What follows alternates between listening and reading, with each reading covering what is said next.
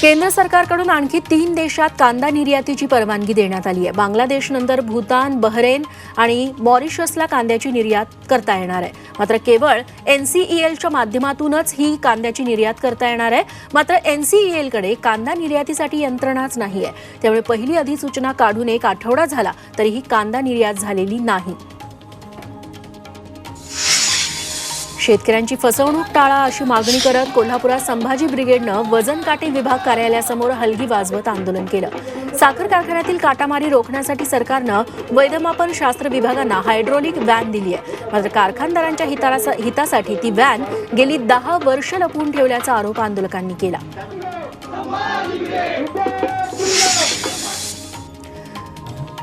राज्यपाल रमेश बैस यांनी पालघरमधील चंद्रनगर खोमारपाड्याला भेट दिली। तिथे त्यांनी मनरेगाच्या विविध कामांची पाहणी केली। अमृत नोनी आर्थो प्लस ये एक प्रूवन फॉर्मूला है। इसमें मौजूद नोनी फल के गुण और आयुर्वेदिक जड़ी बूटियां शरीर को जरूरी पोषक तत्व देने के साथ साथ हड्डियों और जोड़ों के घिसने, उनमें होने वाले सूजन और दर्द को रोकने में मदद करता है। दर्द मुक्त जीवन के लिए अमृत नोनी ऑर्थो प्लस। आणि खोमारपाड्याचं कौतुक केलं।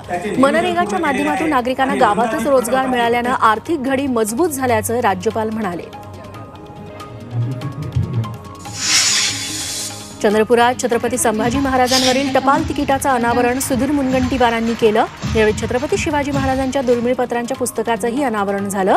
तसंच मराठीकालीन टाकसाल संबंधीची मोडी कागदपत्र ब्रेल लिपीत मुद्रित छत्रपती शिवाजी महाराज आणि महाराष्ट्र गोंड समुदाय या गॅझेटियरचंही प्रकाशन झालं।